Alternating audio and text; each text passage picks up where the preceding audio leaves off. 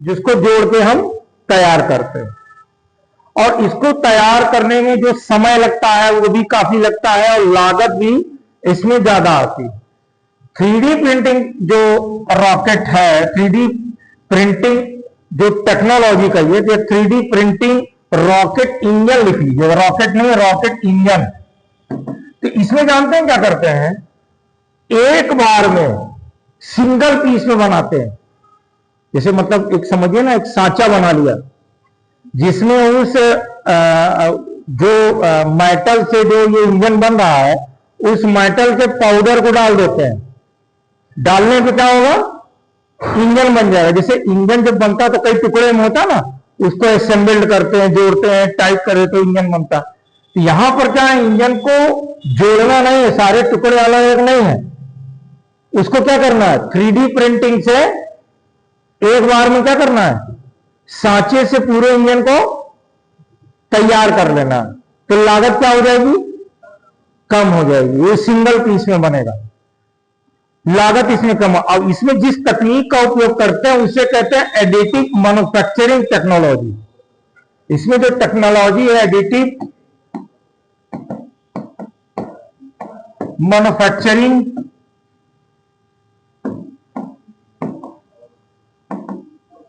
Technology, तो additive manufacturing technology का उपयोग करते हैं। तो इससे क्या हो जाती है, लागत क्या हो जाती है, इसमें कम हो जाती है। ये सिंगल पीस है, ये सिंगल पीस में बनाया जाता है, इसमें लागत कम हो जाती है। तो लिख लीजिए थोड़ा सा, मई 2024 में इसरो ने एडिटिव मैन्युफैक्चरिंग तकनीक की सहायता से, एडिटिव मैन्युफैक्चरिंग तकनीक, ये ब्रैकेट में लिख लीजिए 3D printing technology, additive manufacturing technology bracket में लिखिए 3D प्रिंटिंग टेक्नोलॉजी की सहायता से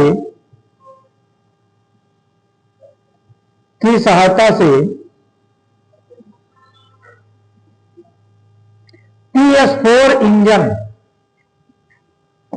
PS4 इंजन,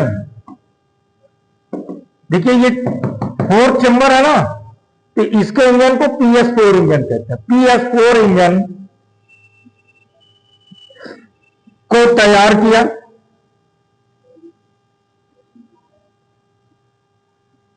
यह एक सिंगल पीस इंजन है, जबकि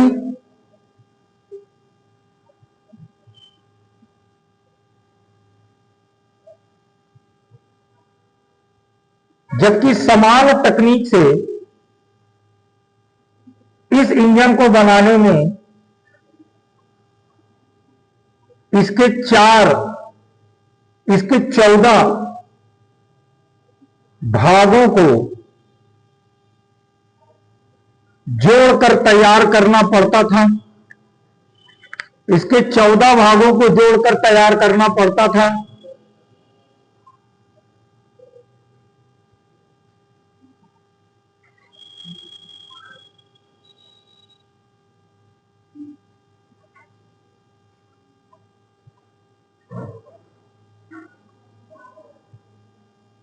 इसको तैयार करने में 60% तक समय की बचत हुई,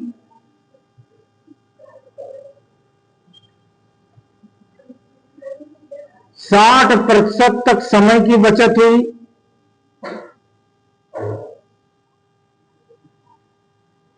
और 80% तक लागत में कमी आ गई, लागत में कमी आ गई।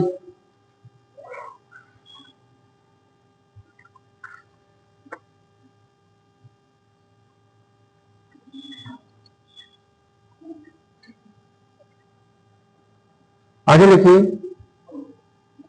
इस प्रकार के इंजन का निर्माण अब भारत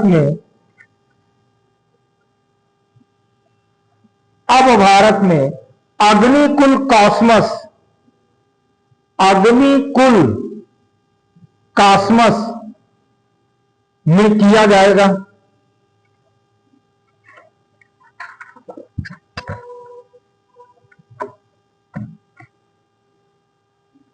तो यहां पर ये खत्म हो जाता है। अब बात करते हैं आगे। अभी बहुत चीजें हैं यार, क्या करें, बहुत जल्दी चलते तो भी टाइम लगता है। अब बात करते हैं IRNSS की। ये क्या है? ये है Indian regional navigation satellite system. Indian regional navigation satellite system.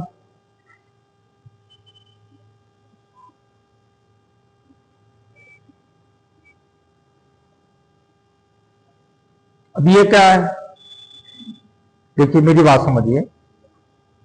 असल में अभी आप जो मोबाइल में इंटरनेट के द्वारा जो नेविगेशन करते हैं ना, जैसे लोकेशन, किसी का कोई मांगा तो भैया लोकेशन दे दो, तो एक नेविगेशन जिसको सिस्टम, जिसको जीपीएस कहते हैं, थोड़ा समझ लीजिए। ये जीपीएस जो है ये ग्लोबल पोजिशनिंग सिस्टम है। 1978 में जो है नासा ने लॉन्चिंग शुरू की थी, क्योंकि इसमें भी सैटेलाइट काम करते हैं। तो नासा में 31 सैटेलाइट डाले गए थे, जो कि आपके पूरी अर्थ को नेविगेट करते हैं। इस तरीके से सैटेलाइट पड़े हुए हैं, 31 सैटेलाइट। हिंदी में कहते हैं नौवाहन प्रणाली। तो नासा ने कुल 31 सैटेलाइट डाल के रखे हुए हैं, जिससे पूरे ग्लोब को वो क्या करता है, नेविगेशन करता है। ठीक है। अब हुआ क्या कि जब 1978 में इसको उन्होंने डालना शुरू किया था, और ये जब शुरू में डालना शुरू किया था तो इसको डिफेंस पॉइंट ऑफ व्यू के द्वारा, यानी स्ट्रेटेजिक यूज करना था, डिफेंस पॉइंट ऑफ व्यू से इसका उपयोग करना था। आगे चलकर के क्या हुआ कि पूरे विश्व में इसी सिस्टम का धीरे धीरे उपयोग किया जाने लगा। लेकिन अब यहां पर बात यह है कि आपको मालूम होगा, आपने पढ़ा भी होगा कि 1999 में क्या हुआ, कारगिल वार हुआ था। कारगिल वार जो होता है वो भारत और पाकिस्तान का 1999 में कारगिल वार हुआ। तो वो हाई एल्टीट्यूड पे थे, हम नीचे थे। उस समय भारत के पास अपना नेविगेशन सिस्टम नहीं था। कारगिल वार जब हुआ तो भारत ने उस नेविगेशन सिस्टम को यूएसए से, यानी नासा से मांगा कि हमको हमारे युद्ध में हमको मदद चाहिए। तो उस समय यूएसए के जानते हैं आप, कोई भरोसा नहीं कब किधर उसका झुकाव हो जाए। तो यूएसए ने मना कर दिया इस सिस्टम को देने से। खैर येन केन प्रकीर्ण हम युद्ध तो जीत गए, लेकिन नुकसान बहुत हुआ, कैजुअलिटी हमारी ज्यादा हुई। उसी समय इसरो ने डिसाइड किया कि हम भारत का अपना स्वदेशी नेविगेशन प्रणाली विकसित करेंगे। तो जब भारत ने डिसाइड किया कि हम अपना स्वदेशी नेविगेशन प्रणाली विकसित करेंगे, लेकिन कुछ आर्थिक समस्याओं को देखते हुए ये जो विकसित किया गया वो रीजनल है, यानी इसमें 7 सैटेलाइट डाले गए। 7 सैटेलाइट डाल करके भारत और भारत के कुछ पड़ोसी देशों तक हम ये नेविगेशन का उपयोग करें। समझ गए? अब दूसरी चीज कहें कि आपसे पूछें कि यह बताइए कि आज वर्तमान में आप कौन सा जीपीएस प्रणाली कौन सा यूज कर रहे हैं? तो जीपीएस यूज कर रहे हैं। IRNSS को क्यों नहीं यूज कर पा रहे? तो इसमें भी कुछ तकनीकी चीजें हैं, वो भी समझ लीजिए, फिर नोट कराता हूं। देखिए हुआ क्या, जब 1978 में, देखिए अब उस दौर में जाइए, 1978 के दौरान आप देखेंगे विश्व में इंटरनेट की सुविधा उतनी नहीं थी, था ही नहीं, एक प्रकार से बहुत ज्यादा जानकारी नहीं थी। तो उस दरमियान जब सैटेलाइट लॉन्च किए गए, तो इन्होंने जो सैटेलाइट इसमें लॉन्च किए हैं 1978 से नासा में, तो जो सैटेलाइट में कुछ जो वेव्स होती है ना, तरंगे, उन तरंगों की अलग अलग फ्रीक्वेंसी होती है। फ्रीक्वेंसी का मतलब उनकी आवृत्ति होती है। तो शुरू में जो इसमें सैटेलाइट डाले गए, वो सैटेलाइट L1 तथा L2 बैंड पर काम करने वाले इसमें तरंगे वाले ही डिवाइस इसमें डाले गए। यानी जो ये सैटेलाइट था, ठीक है, ये L1 और L2 बैंड इसमें इंस्टॉल किया गया। समझ रहे हैं? L1 और L2 बैंड इसमें इंस्टॉल किया गया। आगे चल करके जब समय बीता, मेरी बात समझिएगा, जब समय बीता तो इंटरनेट आया। अब जब इंटरनेट आया तो धीरे धीरे ये हुआ कि हमको ऐसे डेवलप करना है। क्या डेवलप करना है? हमको ऐसे मोबाइल, स्मार्ट मोबाइल डेवलप करना है। अब वो मोबाइल इंटरनेट से कनेक्ट कभी हो सकते थे जब L1 और L2 बैंड हो। तो उसी हिसाब से जो मोबाइल कंपनियां थी, उन्होंने अपने सॉफ्टवेयर को डिजाइन किया और वो L1 और L2 बैंड पर वो काम करने लगे। ठीक है, इतनी बात समझ में आई। अब जब शुरू में IRNSS के, देखिए इन्होंने जो सैटेलाइट डाले, ठीक है, ये मिडिल अर्थ ऑर्बिट में डाला है, ये ध्यान रखिएगा, MEO पे डाला है। हमने जो 7 सैटेलाइट डाला है, उसमें से 3 सैटेलाइट तो हमने डाला है GEO पर, जियो स्टेशनरी अर्थ ऑर्बिट में, और जो हमने 4 सैटेलाइट डाले हैं वो डाले हैं GSO पर, जियो सिंक्रोनस ऑर्बिट पर। अब जो ये 7 सैटेलाइट उस समय डाले गए, जब डालना शुरू किया गया, तो इसमें यस बैंड और L5 बैंड डाला गया। अब क्यों डाला गया? स्ट्रेटेजिक पॉइंट ऑफ व्यू को देखते हुए, सुरक्षा की दृष्टि को देखते हुए इसमें डाला गया। इस वजह से क्या हुआ कि जो आपका मोबाइल है, उसका जो सॉफ्टवेयर डिजाइन है वो L1 और L2 बैंड का मतलब होता है ना, जैसे जो तरंगे चलती हैं, तरंगे का मतलब वेव, जो तमाम वेव्स आती है, हर वेव का फ्रीक्वेंसी अलग अलग होता है। फ्रीक्वेंसी क्या होता है? अलग अलग होता है। तो अब हमने जब ये डाल दिया तो दिक्कत क्या हो गई कि स्ट्रेटेजिक यानी जो डिफेंस से संबंधित इंफॉर्मेशन में ये काम कर रहा है, लेकिन समान व्यक्ति इसका उपयोग नहीं कर पा रहा है। क्यों नहीं कर पा रहा है? क्योंकि ये जो 7 सैटेलाइट डाले गए उसमें ये बैंड डाला गया। तभी अभी हाल में जो है डॉक्टर जितेंद्र सिंह, जो कि स्पेस मिनिस्टर, उन्होंने यूनियन मिनिस्टर, उन्होंने यही कहा है कि देखिए अब ये जो सैटेलाइट डाले गए ना, अभी देखेंगे आप कई सैटेलाइट और डाले गए, जैसे उसको NVS के नाम, कभी भी आप देखें सैटेलाइट डाला जाए और उसका नाम NVS 01, NVS 02 आए, तो NVS का मतलब नेविगेशन सैटेलाइट होता है। अगर NVS सैटेलाइट डाले जा रहे हैं तो वो इससे संबंधित है। तो अब जो नए सैटेलाइट, क्योंकि ये सैटेलाइट जो भेजे गए हैं, इनकी एक उम्र है, समय सीमा है, उसके बाद ये क्या होंगे? खत्म हो जाएंगे। खत्म हो जाएंगे तो इसकी जगह नया सैटेलाइट डालेंगे, और जब नया सैटेलाइट डालेंगे तो उसमें S बैंड, L5 बैंड के साथ L1 बैंड भी डाल देंगे, और जब L1 बैंड भी डाल देंगे तो क्या होगा? काम करने लगेगा। लेकिन अभी एक चीज और उन्होंने कहा है कि आने वाले समय में IRNSS को ग्लोबल में चेंज कर देंगे। यानी अब इसको 30, अभी 7 सैटेलाइट का, जो कितने सैटेलाइट का बना देंगे? 30 सैटेलाइट का। जब 30 सैटेलाइट का हो जाएगा तो क्या हो जाएगा? पूरे ग्लोब को कवर करेगा। समझ रहे हैं बात को? अब पहले इसको देखिए, ये जो 7 सैटेलाइट पड़े हैं उसका चित्र थोड़ा देख लीजिए, वो किस तरीके से क्या है उसको थोड़ा समझ लीजिए। बात अभी जो बताई ये समझ में आई कि नहीं आई? केवल काम भर के बताई बेटा, बहुत है समुद्र है, ये विज्ञान है। विज्ञान में समुद्र होता है, समुद्र में कुछ चीज चुन के निकालना रहता है। है ना। तुम भी हमारी तरह टोपी लगाती हो। अच्छा देखो,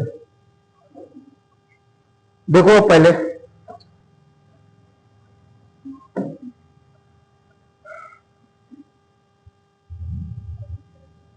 ये हमारा इंडिया, डायग्राम बना लीजिएगा। ये इंडिया, इंडिया के सीमा से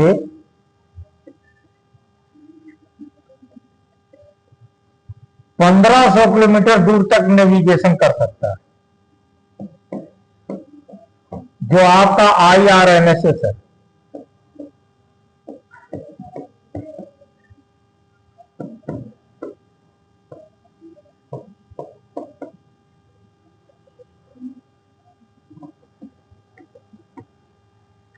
तीन सैटेलाइट तो डाला गया है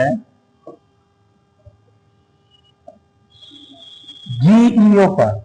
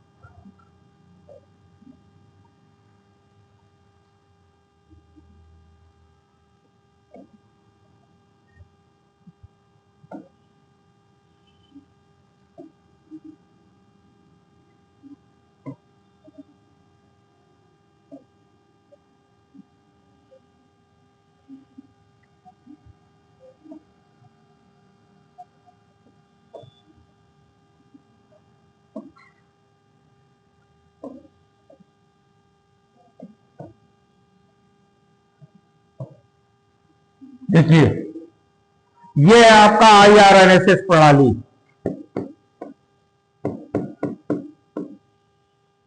इसको प्रधानमंत्री जी ने नाविक भी कहा।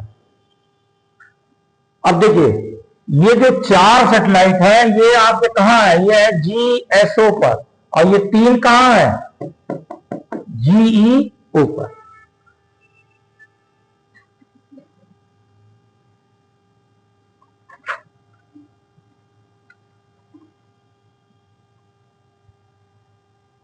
इसको प्रधानमंत्री जी ने नाविक भी कहा है।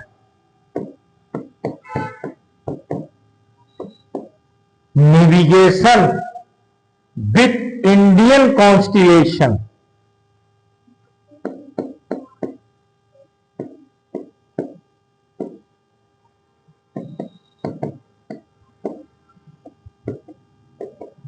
इंडियन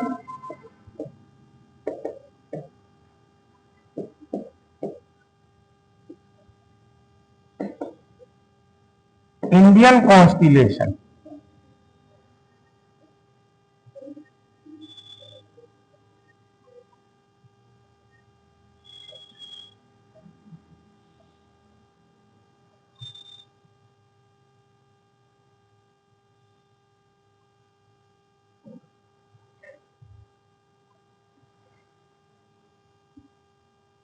बना लीजिए।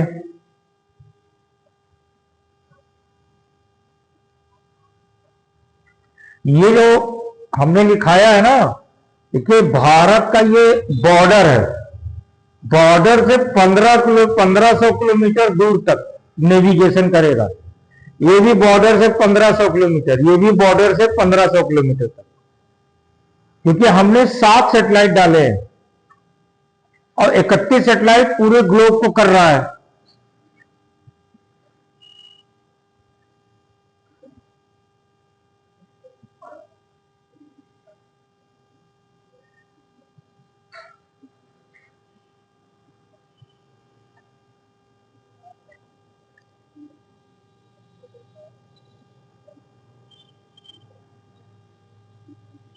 इसको SBNS भी कहते हैं, SBNS,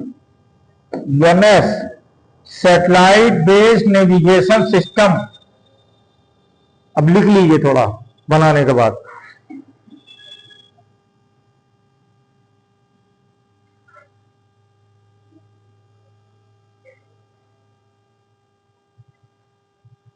देखिए सन 1999 में, अच्छा बना लीजिए बना लीजिए।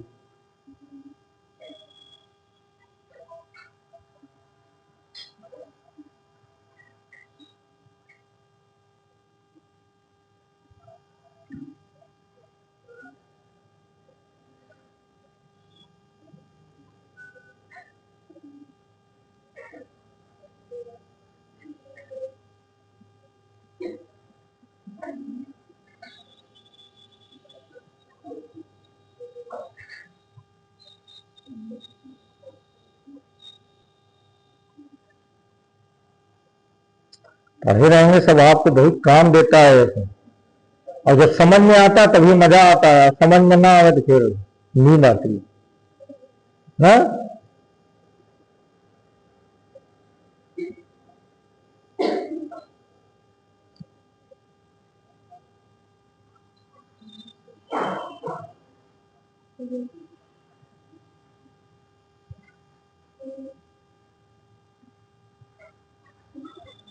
बना लिए,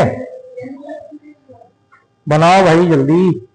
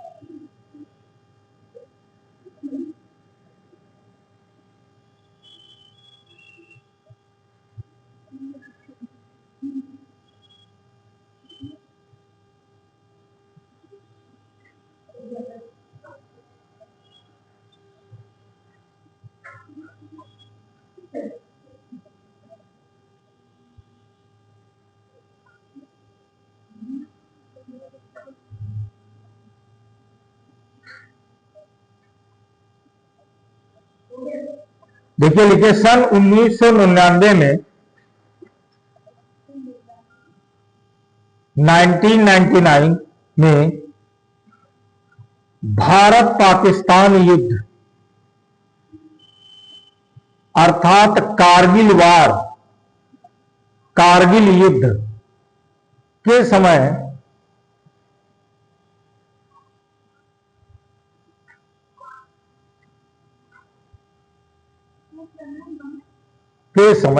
कारगिल वार के समय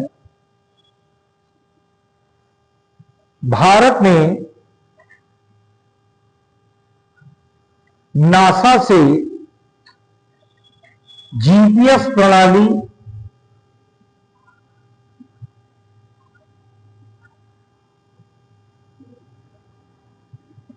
के उपयोग के लिए कहा था, परंतु नासा के मना करने के बाद इसरो ने इसरो ने इसरो ने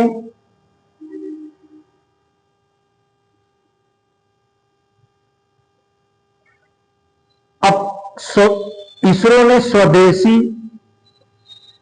नवाहन प्रणाली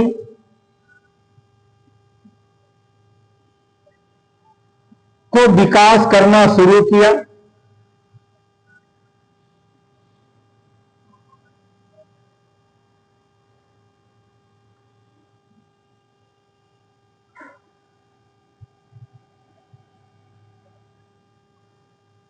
इस प्रकार भारतीय IRNSS भारतीय मुख्य भूमि पर और भारतीय मुख्य भूमि पर और भारतीय सीमा से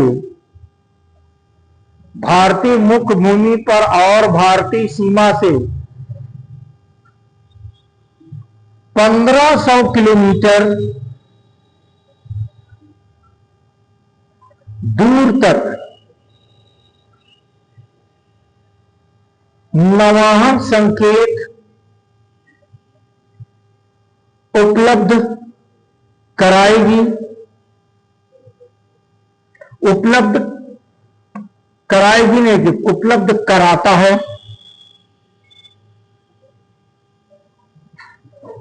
इस नवाहन प्रणाली की शुद्धता जमीन पर 10 मीटर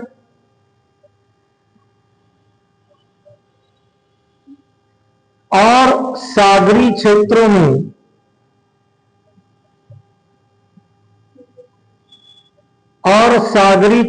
में 20 मीटर की होती है।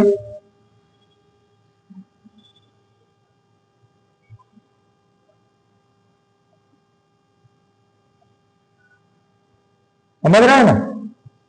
आगे लिखिए, IRNSS के द्वारा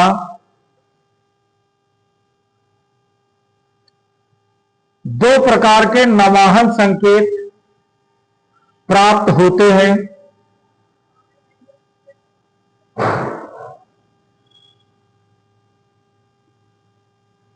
number 1 SPS, SPS. Number 2 PPS। SPS का फुल फॉर्म लिख लीजिए, स्टैंडर्ड पोजीशनिंग सिस्टम या सर्विस।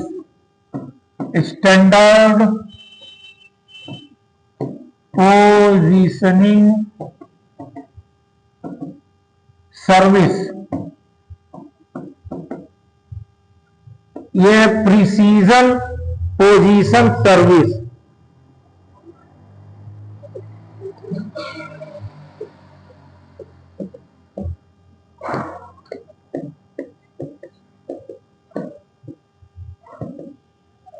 सर्विस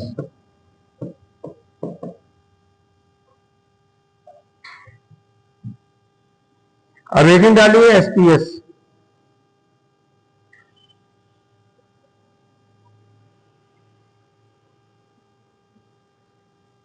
असल में ये सर्विस जो है ना, ये सामान्य नागरिकों को उपलब्ध होगी, और ये जो है स्ट्रेटेजिक पॉइंट, इसके लिए विशेष प्रकार के उपकरण चाहिए। विशेष प्रकार के उपकरण का मतलब ये वार में, ये जो डिफेंस पॉइंट ऑफ व्यू से इसको डेवलप किया गया। तो पहले एसपीएस में लिखिए, या समान नागरिक और व्यावसायिक, या समान नागरिक और व्यावसायिक, या समान नागरिक और व्यावसायिक उद्देश्यों के लिए उपलब्ध होगा।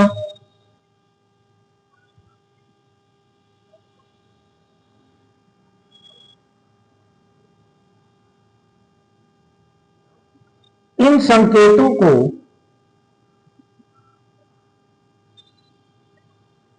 किसी भी व्यक्ति के द्वारा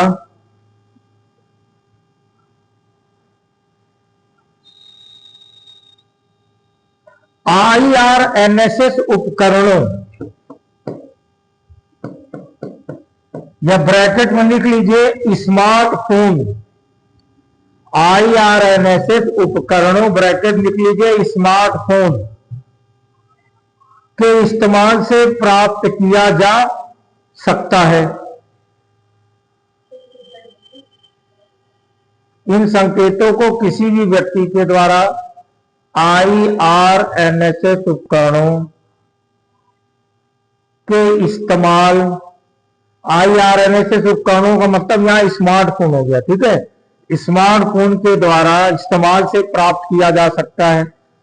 फिर आइए PPS, ठीक है, मैंने समझ लीजिए, या अभी इसका उपयोग नहीं कर पा रहा है। क्यों नहीं कर पा रहा है, अभी बताया था आपको, क्योंकि अभी हमने जो डाला है इसमें L5 और यस बैंड पड़ा है, इस पर मोबाइल नहीं काम कर रहा है। अब जो पुराने सैटेलाइट 7 डाले गए हैं, जब उनकी समय सीमा खत्म हो रही है, अब जब L1 बैंड इंस्टॉल करके सैटेलाइट को डालेंगे तब हम इसका उपयोग कर पाएंगे, ठीक है ना। अब आइए PPS, इसके संकेत इंक्रिप्टेड होते हैं। इनके संकेत इनक्रिप्टेड होते हैं तथा यह अत्यंत शुद्ध नवाहन संकेत प्रदान करते हैं।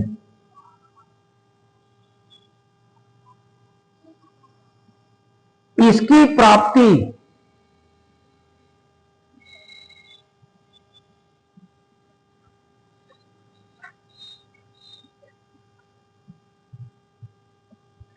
विशिष्ट उपकरणों की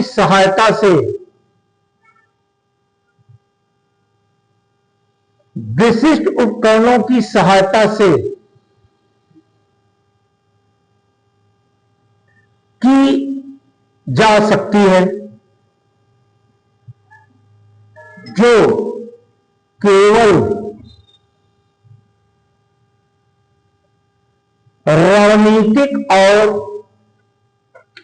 रणनीतिक और प्रतिरक्षा के क्षेत्र में उपलब्ध होंगे।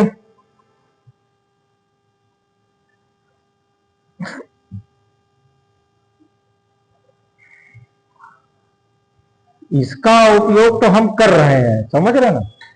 अब आते, हेडिंग डालिए IRNSS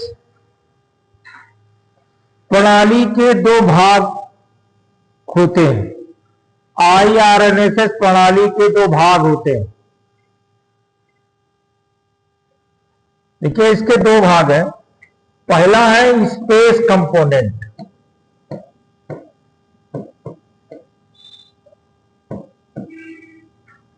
दूसरा है ग्राउंड कंपोनेंट।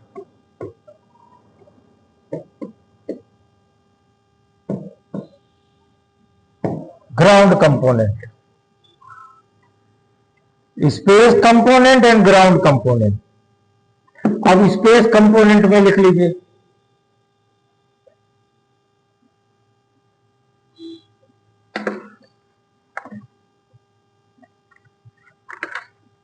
देखिए इसके अंतर्गत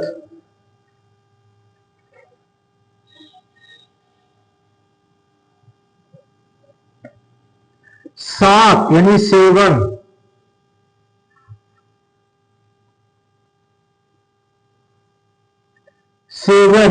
IRNSS उपग्रहों का समूह है।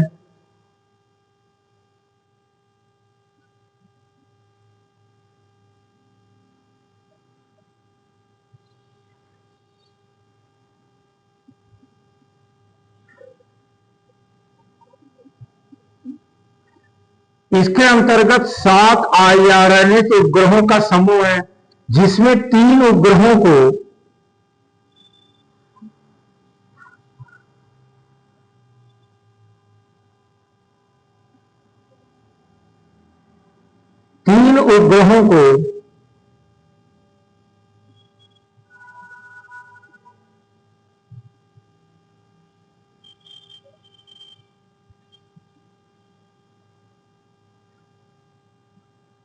जियो स्टेशनरी ऑर्बिट या भूस्थैतिक कक्षा में प्रमोचित किया गया है।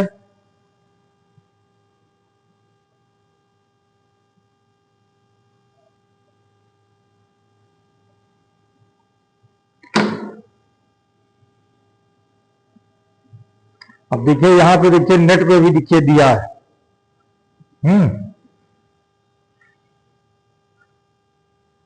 ये देखिए, अब ये जो 7 भेजे जा रहे हैं, है ना, ये 7 भेजे गए, ठीक है। अब इस 7 का जब समय खत्म हो जाएगा तो इसके बाद क्या हुआ है कि 7 जो भेजे गए, पहला, दूसरा, तीसरा, चौथा, पांचवा, छठवां, सातवां, उसके बाद क्या किया गया है कि देखिए इसरो ने NVS 01 29 मार्च 2023 में भेजा। अब इस 7 में से एक का समय खत्म हो गया। फिर क्या किया है, फिर इसरो ने NVS 02 भेजा है। NVS 02 जो भेजा है वो जनवरी 2025 में भेजा। 7 में से 2 खत्म भेज दिया। अब ये भारत दूसरी पीढ़ी के नेविगेशन उपग्रह है। अब देखिए लास्ट में इसमें दिया है इसमें L1, L5 और S बैंड की सुविधा है, जो मैंने अभी आपको बताया। अब ये साथ में एक एक जो खत्म होता जाएगा, उसके जगह नया सैटेलाइट डालते जाएंगे, तो जो नया डालेंगे उसमें L1 बैंड भी डाल देंगे। समझ रहे ना बात को? नेट में आप डालेंगे एनबीएस तो अपने आप पूरा आ जाएगा। हम अभी नोट भी करा देते हैं आपको। हम लोग काम तो भैया करंट वाला होता है, इसमें तो करंट खूब आता है, इसलिए करंट चीजें हम आपको अपडेट कराते रहते हैं। लिख लीजिए, लिखा। 3 उपग्रहों को भूस्थैतिक कक्षा में और 4 उपग्रहों को जीएसओ में यानी भू संक्रमणकारी कक्षा में पीएसएलवी की सहायता से स्थापित किया जा चुका है।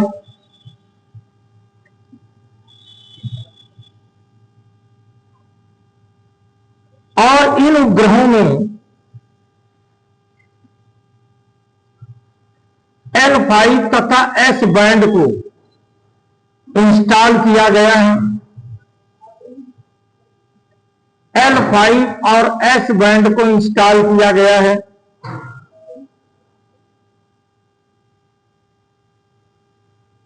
लेकिन इन उपग्रहों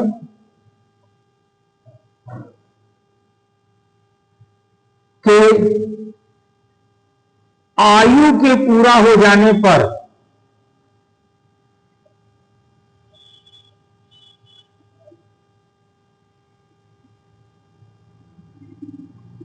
मई 2023 में NBS 01 तथा जनवरी 2025 में NBS 02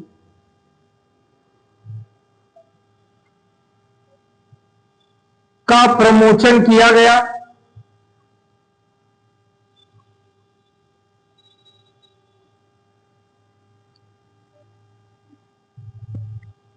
इनका प्रमोशन GSLV के द्वारा किया गया।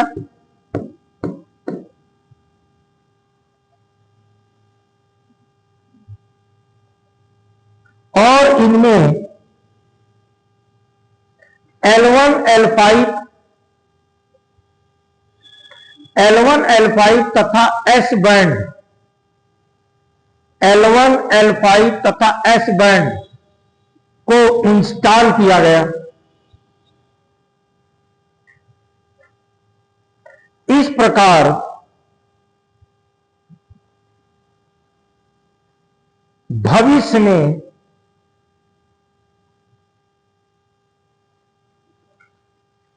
प्रमोचित किए जाने वाले एनवीएस में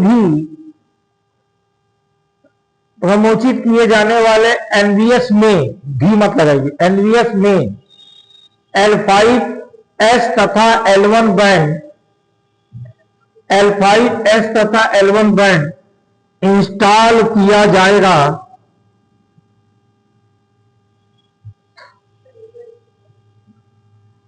L5S और L1 बैंड इंस्टॉल किया जाएगा, जिससे इस प्रणाली का समान नागरिकों द्वारा उपयोग किया जा सके।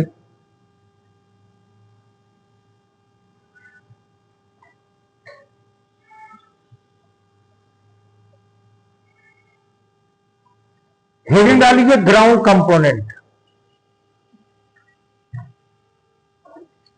असल में समस्या ये सब ना लिखाएं तो आपको मिलेगा भी नहीं, और मिलेगा तो समझ नहीं आएगा। ग्राउंड कंपोनेंट डाल लो, और जहां समझ में ना आए वहां बोला करो सर यहां नहीं समझ में आ रहा।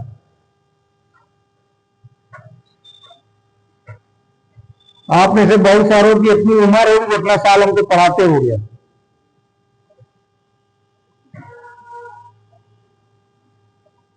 अभी 56 की मेरी 55 की एज चल रही है।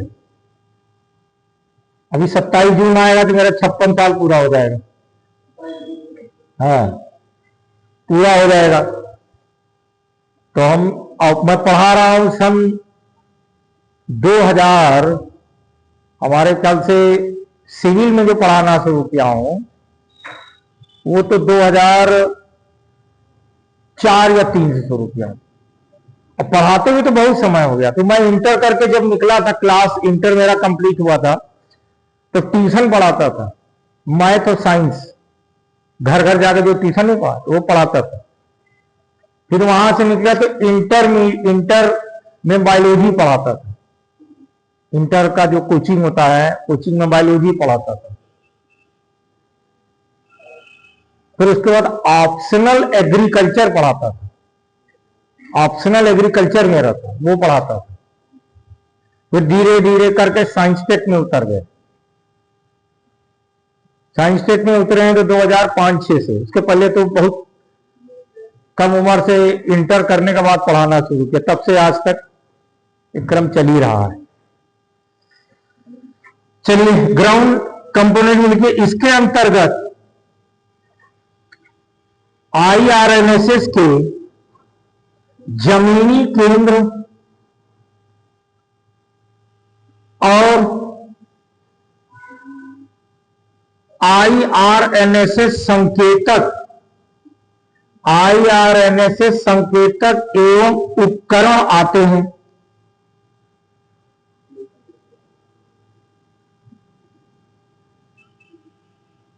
वर्तमान में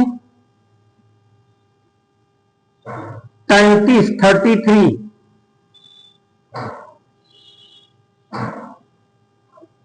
वर्तमान में 33 जमीनी केंद्रों का विकास किया जा चुका है।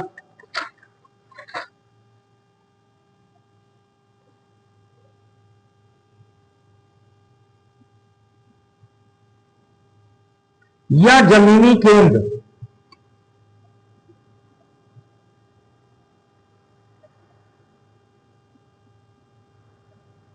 उपग्रहों से जोड़ने के संदर्भ में कार्य करता है।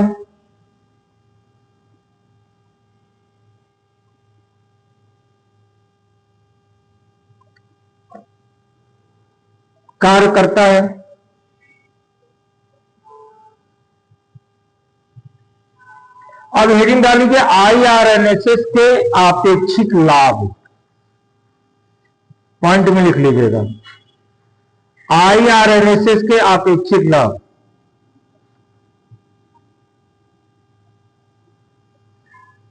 देखिए, सामरिक उद्देश्य के लिए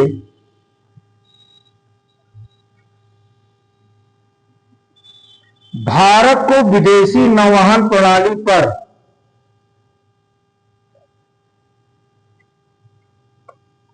निर्भर नहीं रहना पड़ेगा।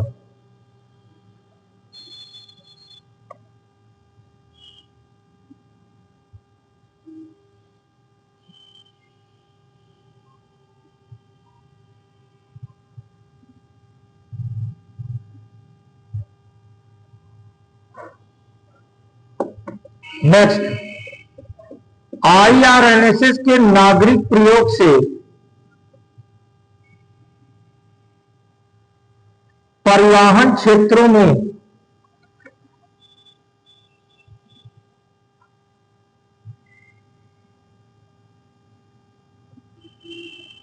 छोटे तथा सुगम मार्गों को अपनाना संभव होगा।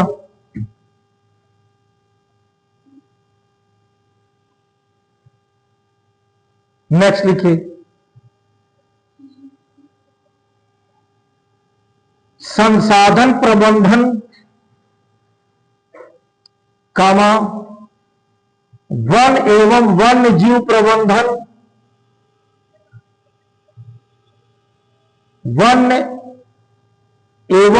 जीव प्रबंधन, तथा आपदा प्रबंधन जैसे क्षेत्रों में मदद मिलेगी।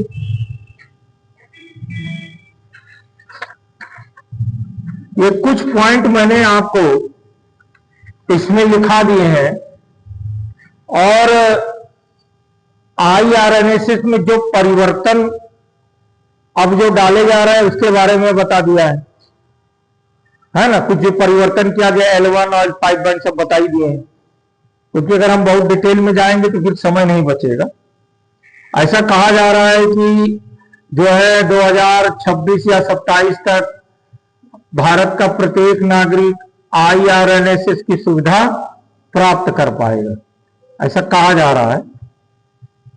ये डॉक्टर जितेंद्र सिंह जो यूनियन मिनिस्टर है, माननीय जितेंद्र जी ने कहा है कि इस संदर्भ में ऐसा हो सकता है।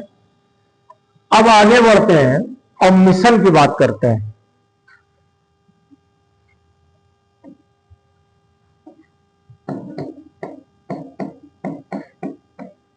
देखिए, जो मिशन किए जाते हैं ये एक शोध कार्य होता है, एक रिसर्च वर्क होता है। तो देखिए, इसमें मैं जो डिटेल में जाऊंगा वो एक तो अभी गगनयान होने वाला है, उसमें डिटेल में बता दूंगा। आदित्य L1 बता दूंगा, थोड़ा मम बता दूंगा। चंद्रयान भी थोड़ा थोड़ा बता देता हूं, क्योंकि पुराना हो जाए यार, जब पुराना हो जाता है तो वहां से क्वेश्चन की संभावना कम होती है। फिर भी थोड़ा थोड़ा आपको इस संदर्भ में जानकारी दे देता हूं।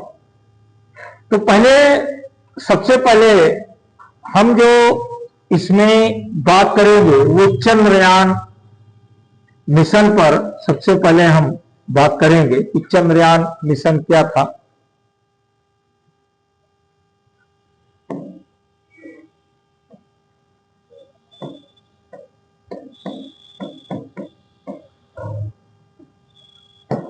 देखिए, जो यहां पर एक चीज थोड़ा सा समझ लीजिएगा, भारत के पहले भी चंद्रमा पे जो मिशन किया था विश्व में सबसे पहले, वो सोवियत संघ का मिशन था, जिसे लूना मिशन कहते हैं। ये जो लूना था, लूना, ये सोवियत संघ का, जिसमें सबसे पहले जिन्होंने एक ऑर्बिटर मिशन था, लूना प्रोग्राम शुरू किया था, उस समय सोवियत संघ था जिसने लूना प्रोग्राम किया। लूना 1, लूना 2, कई मिशन किए। और ये बात है 1959 की, समझ लीजिए हम कितने पीछे हैं।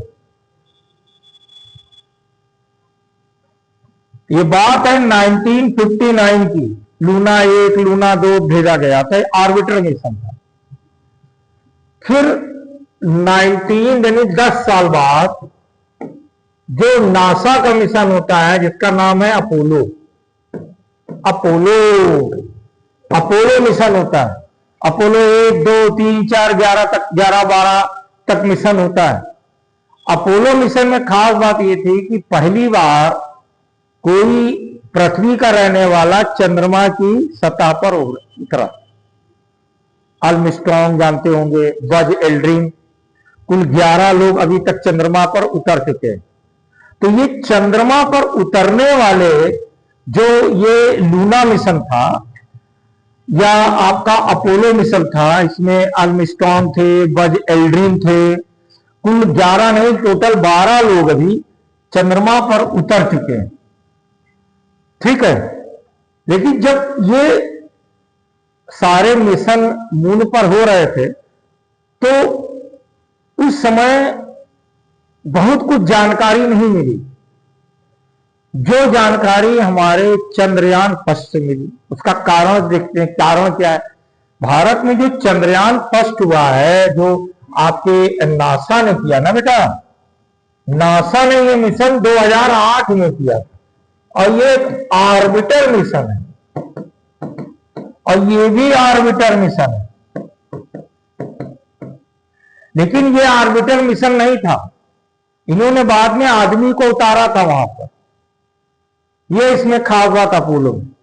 लेकिन ये उतना जानकारी नहीं इकट्ठा कर पाया। ये क्यों कर पा रहा है? अब देखिए, दौर देख लीजिए ना, ये कब की बात है, ये आज कब की बात है। उस समय उतना तकनीक नहीं थी, इंटरनेट नहीं था, उतने उन्नत उपकरण नहीं थे। क्योंकि चंद्रयान फर्स्ट क्यों खास हो जाता है, खास क्यों हो जाता है चंद्रयान पर?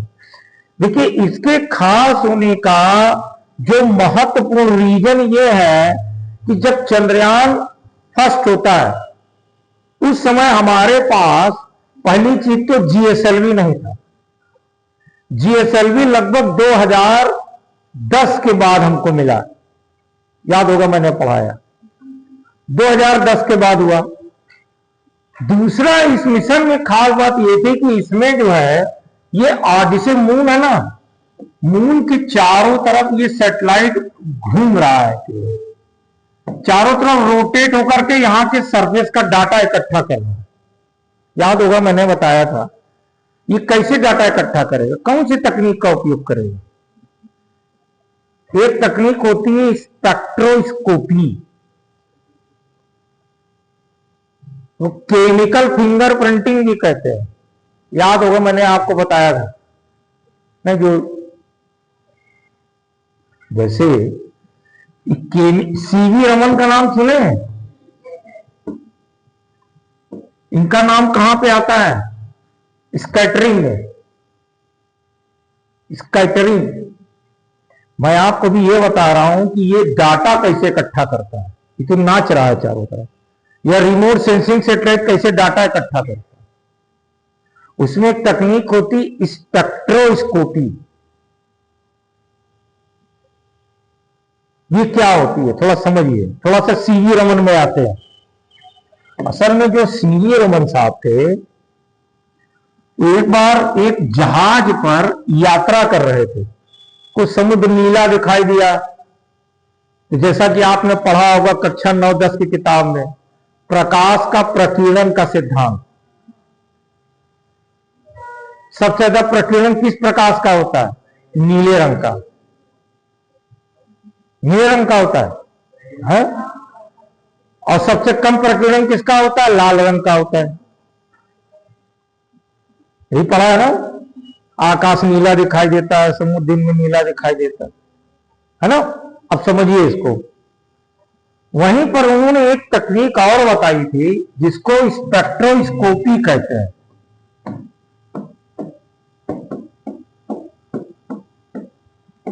और इसी को केमिकल फिंगरप्रिंटिंग भी कहते हैं। थोड़ा समझिए इसको, तब आपको समझ में आएगा। देखिए, जैसे एक एग्जाम्पल लेते हैं, आपके पास ये नमक है, मान लीजिए ये नमक है, और ये मान लो चीनी का पाउडर है। ये क्या है? चीनी है, चीनी पाउडर है। और ये क्या है? नमक पाउडर। चीनी आप जानते हो क्या है? C6H12 और ये क्या है? NaCl है, सोडियम क्लोराइड है, यही ना है। देखिए, जब कोई मोनोक्रोमैटिक रे,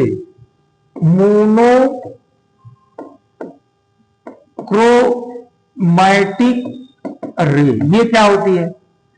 आपको याद होगा यार, जब आप एक प्रिज्म लेते हो, प्रिज्म में एक श्वेत प्रकाश को डालते हैं, श्वेत प्रकाश, तो क्या होता है? ये 7 रंगों में बढ़ जाती है कि नहीं? रिवियो 7 रंगों में बढ़ जाती है।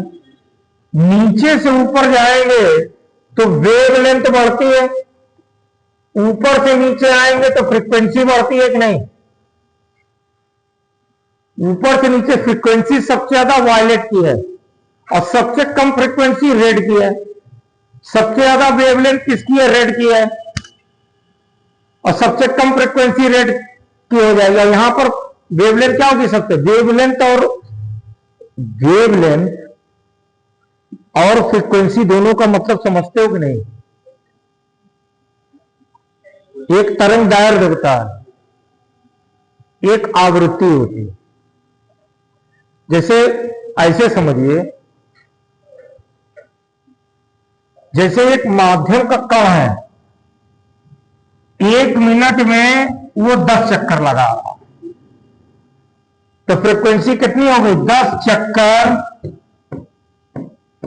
प्रति मिनट। हमने मिनट कहा,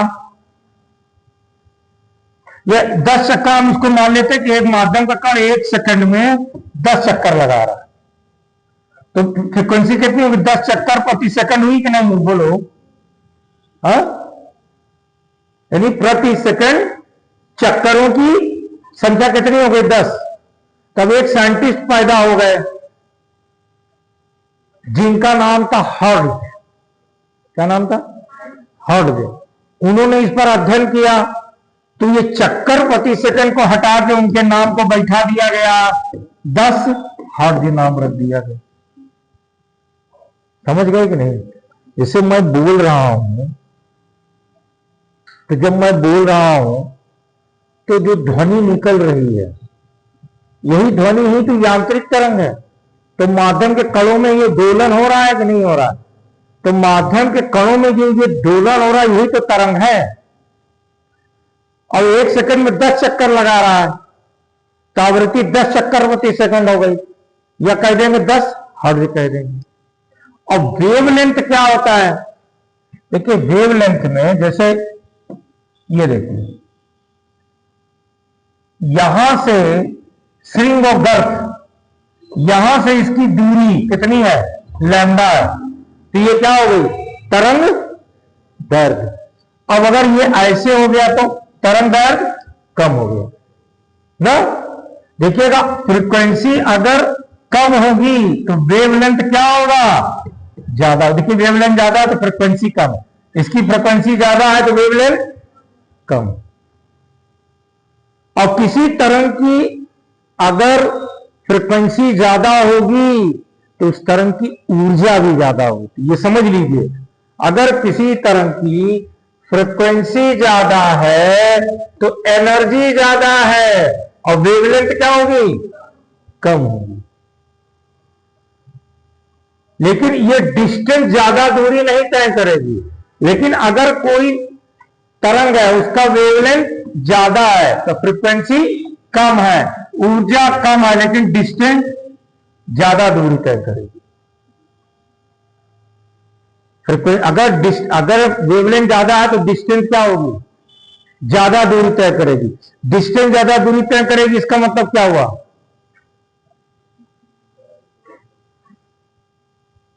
स्कैटर्ड यानी प्रकीर्णन क्या होगा? कम होगा ना। जैसे अगर वेवलेंथ का तरंग वेवलेंथ ज्यादा है तो प्रकीर्णन क्या होगा? कम हो जाएगा। भाई यहां पर देखेंगे तो रेड का क्या होता है? प्रकीर्णन कम होता है ना, इसीलिए उगता हुआ सूरज लाल दिखाई देता है, क्योंकि इसका वेवलेंथ ज्यादा है, फ्रीक्वेंसी कम है, तो ज्यादा दूरी तय करता है। तो रंगों के आधार पर सबका वेवलेंथ और फ्रीक्वेंसी अलग अलग हुआ कि नहीं हुआ? बोलो।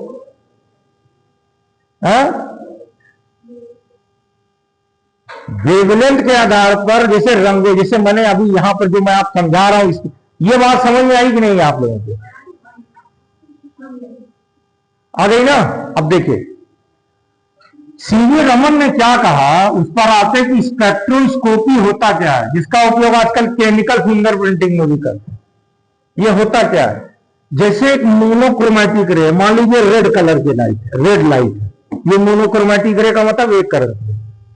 अब ये नमक के पाउडर से टकराती है, टकराने के बाद बहुत सारी रे यहां पे टकरा के उत्पन्न होगी, ज्यादातर रेड होगी। अब एक आध तो इसमें वायलेट हो गई, करोड़ों में कोई एक वायलेट दिख रही, तो इसका एक स्पेक्ट्रम बनेगा नहीं, पर्दा लगाएंगे तो रेड रेड रेड एक वायलेट। अब इसी तरीके से अगर एक हम फिर से बनाते तो समझ में आएगा, वो हाउच पौच हो गया। ये मान लीजिए नमक है, नमक का पाउडर है, ये मान लीजिए चीनी का पाउडर है, इस पर मोनोक्रोमेटिक रे डाले रेड, टकराने के बाद एक स्पेक्ट्रम बनना, ज्यादातर रेड है, एक इसमें मान लीजिए येलो हो गई, बाकी सब रेड है। तो स्पेक्ट्रम में येलो का भी यहां बैंड दिखेगा कि नहीं? अब वही रेड लाइट इसमें डालते हैं, मोनोक्रोमेटिक रेड।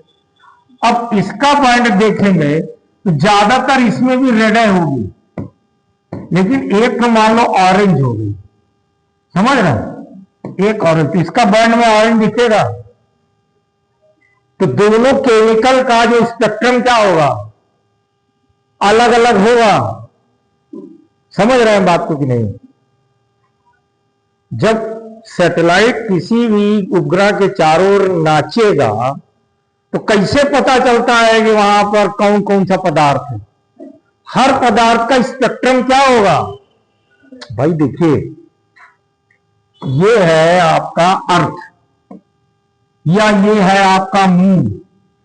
अर्थ छोड़ देते हैं, अभी जो चंद्रयान डाला गया पता नहीं, ये मून है, ये आपका सैटेलाइट है, ठीक। सनलाइट इस पर पड़ रही है, टकरा के उस पर जा रही है। अब ये एनालिसिस करके नहीं बता देगा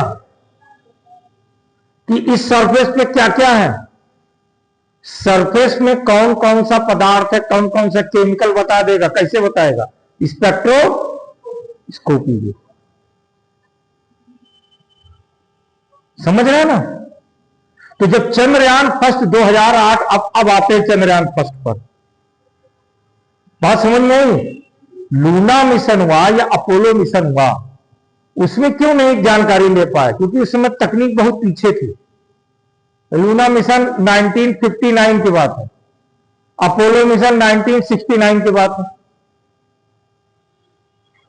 उस समय की तकनीक, आज की तकनीक में जमीन आसमान का अंतर है। अब देखिए 2008 में क्या हुआ। जब चंद्रयान फर्स्ट होता है 2008 में, तो ये जो मिशन भारत करता है, और इसमें जो इस्तेमाल करता है PSLV रॉकेट का, और ये क्या है? ऑर्बिटर मिशन, ये चारों तरफ नाच करके इकट्ठा करना, ठीक। होता क्या है, इसमें 11 इंस्ट्रूमेंट भेजे जाते हैं। यानी जो सैटेलाइट भेजा जाता है, चंद्रयान, ये मान लीजिए आपका चंद्रयान है, इसको रॉकेट से भेजा गया, इसमें 11 डिवाइस रखे गए, 11 इंस्ट्रूमेंट रखे गए। 11 इंस्ट्रूमेंट में जो 6 इंस्ट्रूमेंट है ये इंटरनेशनल थे, अंतरराष्ट्रीय थे, और 5 इंस्ट्रूमेंट जो थे वो स्वदेशी थे, ठीक। 11 इंस्ट्रूमेंट भेजे जाते हैं। अब देखिए कहानी क्या होती है इसमें, चंद्रयान फर्स्ट में, कि एक जो 6 इंस्ट्रूमेंट इंटरनेशनल होता है, उसमें एक नासा का इंस्ट्रूमेंट होता है। एक नासा का इंस्ट्रूमेंट है जिसका नाम है M3, इंस्ट्रूमेंट का नाम है मून मिनरोलॉजी मैपर, ये इंस्ट्रूमेंट का नाम है।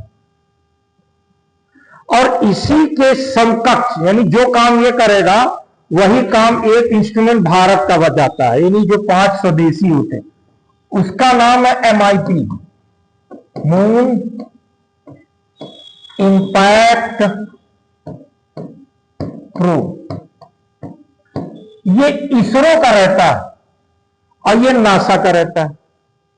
दोनों इंस्ट्रूमेंट वहां पहुंचते हैं।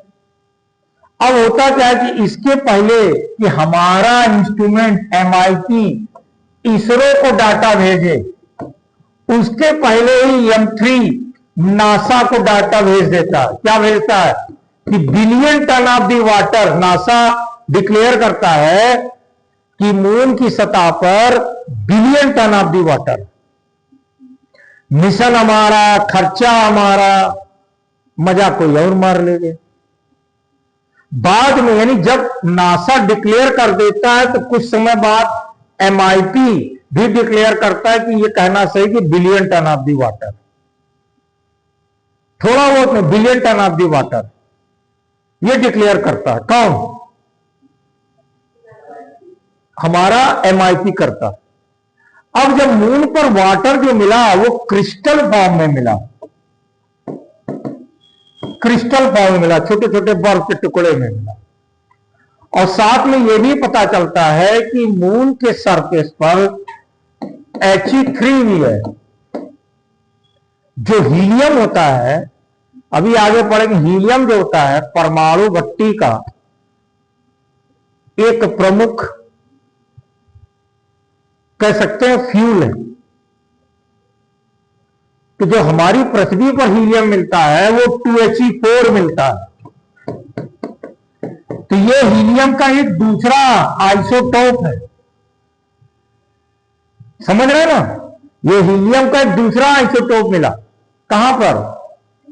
मून पर। उसके अलावा यहां पर और कई सारे element, magnesium, aluminium, silicon, calcium बहुत अधिक मात्रा में। ये जानकारी 2008 में इसके द्वारा मिली। अब आप कहें सर इसके पहले क्यों नहीं मिली? इसके पहले लूना और जो वो मिशन हुआ उसमें क्या था कि उतनी ज्यादा अच्छी तकनीक नहीं थी। अब इसके मिलने के बाद पूरी विश्व की निगाह मून पर लगी है। क्यों लगी है मून पर? पहला billion ton of the water है क्रिस्टल फॉर्म में, दूसरा उसमें 2He3 है, हीलियम, बहुत सारे मिनरल हैं, तीसरा चीजें वहां पर, चौथी चीजें सबसे बड़ी यह है कि हम क्या कर सकते हैं कि अर्थ से मून पर जाकर के यहां से रॉकेट और डीप स्पेस में भेज सकते हैं। यहां पर हम न्यूक्लियर रिएक्टर स्टैब्लिश कर सकते हैं, वहां से ऊर्जा पृथ्वी तक ले सकते हैं। इसीलिए एलन मस्क इसको तो बर्बाद कर दिए हैं, पृथ्वी का टाटा बाय बाय कर दिए हैं। अब कहां जाना है? पृथ्वी को तो बर्बाद कर दिए। बर्बाद करने का मतलब क्लाइमेट चेंज, पृथ्वी का तापमान लगातार बढ़ रहा है। एक होता है क्लाइमेट फीडबैक साइकिल। ये क्या होता है मालूम है? क्लाइमेट फीडबैक साइकिल, ये आपने इकोलॉजी एनवायरमेंट में पढ़ा होगा। क्लाइमेट फीडबैक साइकिल, जैसे मान लीजिए कि कोई पोलर रीजन में आप पहुंच गए या जहां पे बर्फ खुद जमी है वहां पहुंच गए, ह्यूमन एक्टिविटी होगी। तो जब ह्यूमन एक्टिविटी होगी तो उससे गर्म होगा, गर्म होगा तो बर्फ पिघलेगा, बर्फ पिघलेगा, बर्फ पिघलेगा तो वाष्प बनेगा।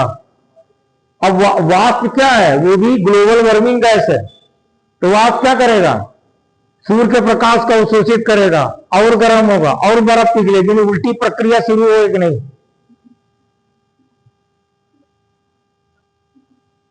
उल्टी प्रक्रिया शुरू हो जाती। तो इसको तो बर्बाद कर दिए, अब चंद्रमा को बर्बाद करने जाना है। और सब लोग, आप क्या समझते हम आप जा पाएंगे? हम लोगों की औकात नहीं चंद्रमा पे जाने की। क्लाइमेट चेंज का बहुत देख तो रहे हैं अभी जो युद्ध हो रहा है, कितना कार्बन गैस निकल रही है। सबसे जरूरी मुद्दा जो है वो कोई भी चैनल नहीं दिखाता है। कोई भी चैनल में देखते जहां क्लाइमेट चेंज के मुद्दे पर डिस्कशन हो रहा हो, और ममता दीदी रहेंगी कि जाएंगी, इस पे सारा डिस्कशन हो रहा है। ईरान मानेगा कि नहीं मानेगा, इस पे डिस्कशन हो रहा है। अब युद्ध का क्लाइमेट चेंज पे क्या इफेक्ट पड़ रहा है, ये बात नहीं हो रही। जबरदस्त कई टनों, 1000 टनों में कार्बन गैस इमिट हुई। अब अर्थ का टेम्परेचर बढ़ेगा, ग्लेशियर पिघलेगा।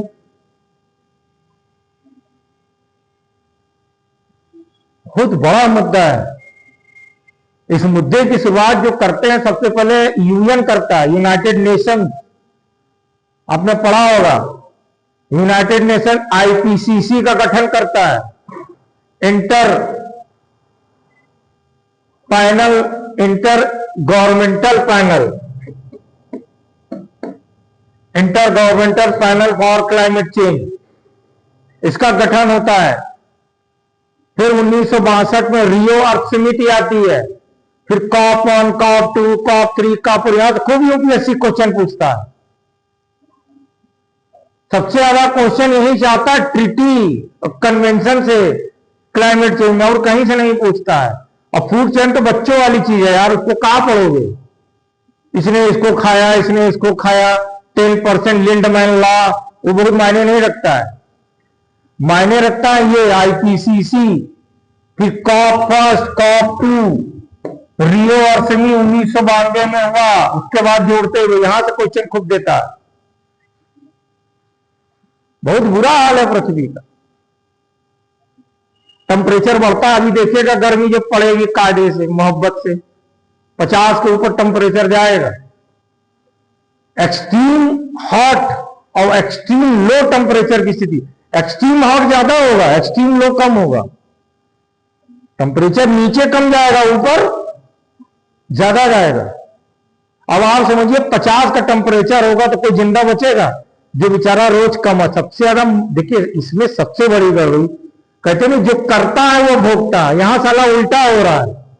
कर कोई रहा है, भोग कोई रहा है।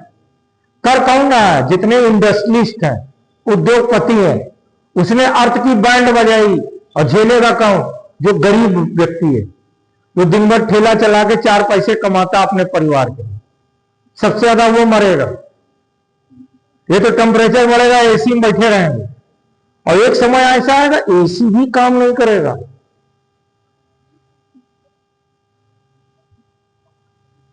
हाइड्रोफ्लोरो, पहले क्लोरोफ्लोरोकार्बन गैस यूज करते थे, ऑक्सीजन, ओजोन का मामला आया तो फिर 1972 में एक कार्टेजिना कन्वेंशन हुआ, उसके बाद कई और कन्वेंशन हुए। मुझे पूरा जब पढ़ाता हूं तो थोड़ा देखता हूं, तो वो कन्वेंशन देखिएगा तब जाकर के फिर क्लोरोफ्लोरोकार्बन की जगह हाइड्रोफ्लोरोकार्बन का उपयोग किया जाने लगा। और ट्रंप सबसे दुष्ट आदमी है, सबसे बड़ा दुश्मन अगर क्लाइमेट का है तो ट्रंप। वो मानता ही नहीं क्लाइमेट तो कुछ होता ही नहीं, कुछ होता ही नहीं।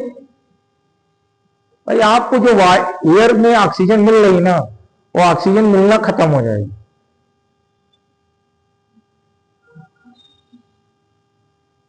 यहां तक कि एक अच्छी न्यूज ये मिली बाद में कर करके, अभी शायद यूएस में क्वेश्चन पूछ भी सकता है, आपके समुद्र में बहुत गहराई है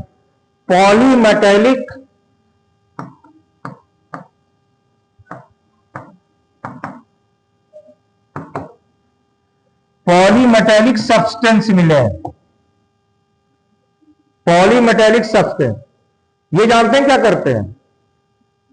ये जो पानी से रिएक्ट करके ऑक्सीजन निकालते हैं, पॉलीमेटेलिक सब्सटेंस है, ये पानी में है, समुद्र में गहराई में। ये क्या करते हैं? पानी से रिएक्ट करके तो जल जो टूट जाता है, हाइड्रोजन और ऑक्सीजन में ये निकालते हैं पॉलीमेटेलिक सब्सटेंस, ये मिले हैं। क्योंकि वैज्ञानिक सोचे थे कि पानी में, देखिए पानी में क्या होता है कि जैसे जैसे आप समुद्र के गहराई में जाते जाएंगे तो सनलाइट नहीं जाती अंदर। मेरी बात समझिएगा थोड़ा। जैसे आप समुद्र में देखेंगे तो लगभग 200 मीटर के नीचे जाएंगे तो वहां सनलाइट नहीं जाती, और जब सनलाइट नहीं जाएगी तो वहां पर प्लांट नहीं होते, पौधे नहीं होते, क्योंकि प्लांट वही होंगे जब सनलाइट होगी तभी फोटोसिंथेसिस करेंगे। फोटोसिंथेसिस करेंगे तो ऑक्सीजन निकलेगी, तो यहाँ पे जीव है बहुत सारा, आपने तमाम पढ़ा भी होगा। इसके नीचे सनलाइट नहीं जाती, लेकिन यहां पर जीवन को देखा गया। तब जब रिसर्च किया गया तो पता चला यहां पर ऑक्सीजन की उपस्थिति का कारण है यहां पर पॉलीमेटेलिक सब्सटेंस का पाया जाना। चट्टाने हैं उसमें मेटेलिक सब्सटेंस है, वो पानी से क्रिया करके पानी को तोड़ देते हैं, इसलिए वहां लाइफ पॉसिबल। अभी लगभग 2 साल पहले की बात है, पूरा निकला था जो पॉलीमेटेलिक सब्सटेंस। तो बात समझ में आई? चंद्रयान, अब इसको लिखना है यार कि आगे बढ़े, समझ के लिए हो कि लिखा भी दें? कुछ लिखने की जरूरत नहीं, लिखने का भी गगनयान में लिखना, ठीक है? इसमें पुराना हो गया है तो, क्योंकि इसमें थोड़ा थोड़ा समझते करिए। दिखाने में क्या होगा, समय बहुत जाएगा। अब देखिए चंद्रयान-2 आता है। चंद्रयान-2 होता है 2019 में। 2019 में चंद्रयान-2 होता है। चंद्रयान-2 में देखिए क्या होता है,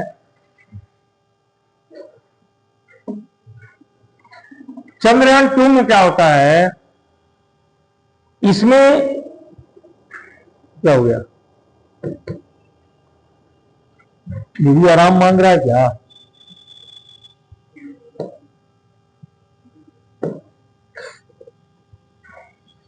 मूवी भी चलेगी क्या?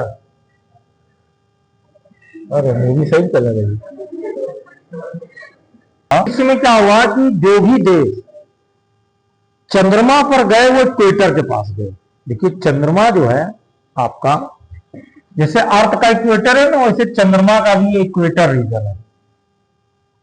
नेचुरली की जो सनलाइट है वो इक्वेटर रीजन पे ज्यादा जाती है, तो यहां पर क्रिस्टल फॉर्म में आइस मिलने की संभावना क्या हो जाती है, कम हो जाती है। जैसे पृथ्वी के नॉर्थ और साउथ पोल पर बर्फ मिलती है, ग्लेशियर मिलता है।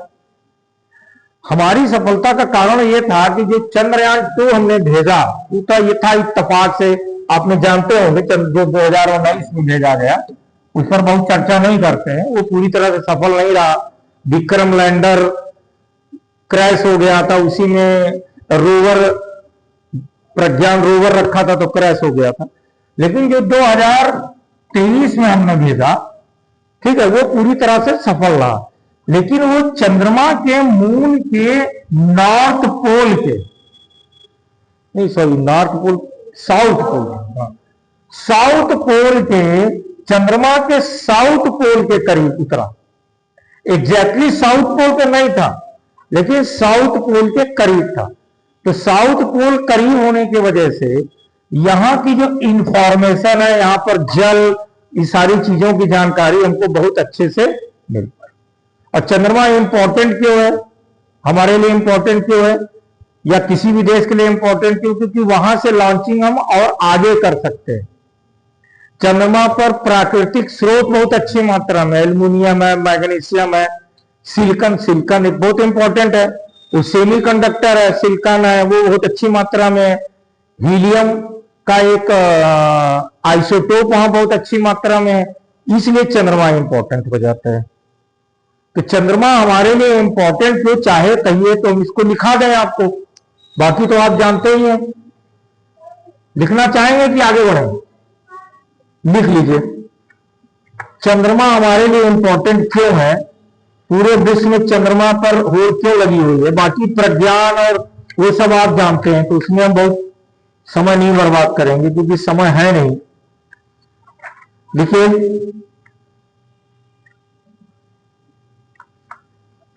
देखिए चंद्रमा पर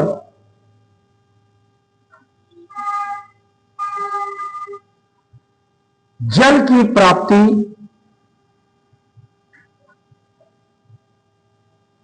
क्रायोजेनिक ईंधन का स्रोत बन सकता है,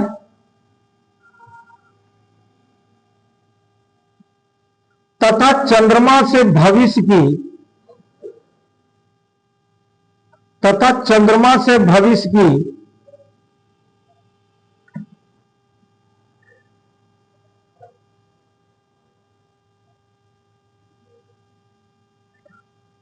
सुदूर अंतरिक्ष मिशनों को भेजा जा सकता है। ये पहला पॉइंट है।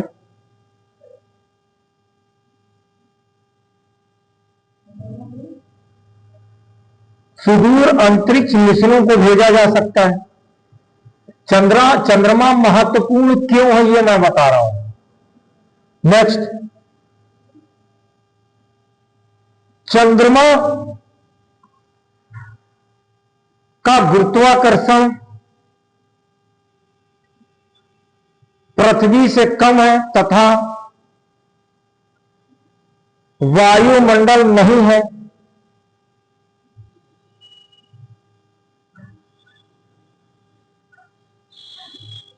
इस स्थिति में यहां से अंतरिक्ष प्रमोशन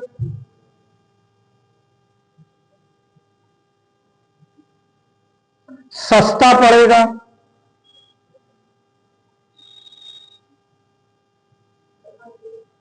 अंतरिक्ष में प्रमोशन सस्ता पड़ेगा।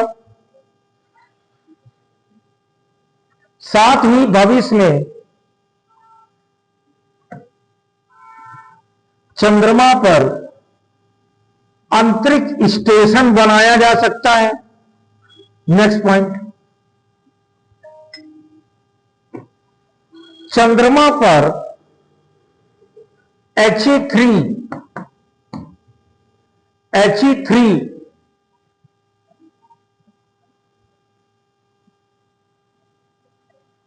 जो कि हीलियम का एक समस्थानिक है,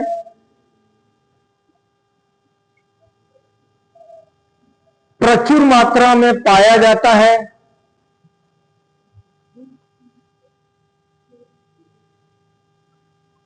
जबकि पृथ्वी पर He4 होता है, पृथ्वी पर He4 होता है। इसका उपयोग नाभिकीय ईंधन के रूप में किया जा सकता है।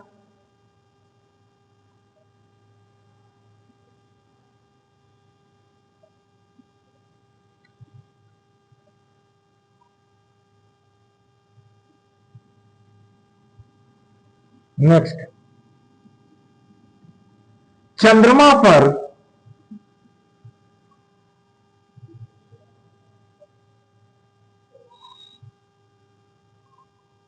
नाभिकीय भट्टी या न्यूक्लियर रिएक्टर की स्थापना कर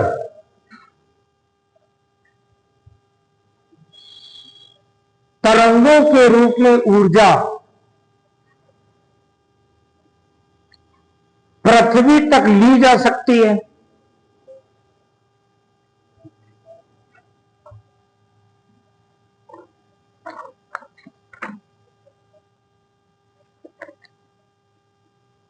पृथ्वी तक ली जा सकती है। अब देखिए, जब चंद्रमा पर लॉन्चिंग करते हैं तो क्या तरीका अपनाते हैं, भारत क्या तरीका अपनाता है। जैसे ये मून है ना, ये मून है और ये आपका अर्थ है। अर्थ का मान लीजिए ये नॉर्थ पोल है, तो जब लॉन्चिंग करेंगे तो ये देखिए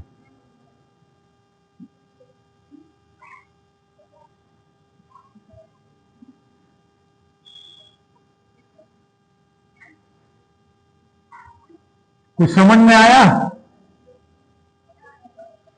ये आपका हो जाता है पेरिजी पॉइंट।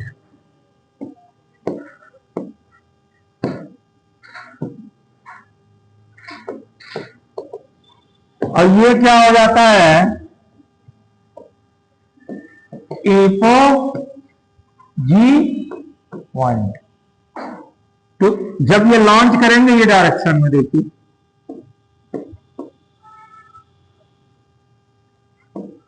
फिर क्या होगा, यहां पे ये 100 × 100 किलोमीटर के ऑर्बिट पे, यानी ये मून इसके सेंटर में होगा, एकदम मून एकदम सेंटर में होगा। और यहां पर जो बनाया जाता है, ये देखिए जो इसकी डिस्टेंस होती है खासकर मून के संदर्भ में 170 किलोमीटर, ये ये अधिकतम जो हो जाएगा, यहां पे दूरी अधिकतम हो जाएगा 40,400, यानी ये जो हो जाएगी 40,400 किलोमीटर, यानी यहां से इसकी डिस्टेंस ये होगी 40,400। और पेरिजी कितना होगा, 170। मून पर लॉन्च करने का ये तरीका होता है, इसको ईपीओ कहते हैं। ईपीओ कितना है, 170, ये 70 है ना, 76 मत समझ, 70 × 40 400 किलोमीटर। मतलब यह है अर्थ पार्किंग ऑर्बिट। ईपीओ का मतलब है अर्थ पार्किंग ऑर्बिट।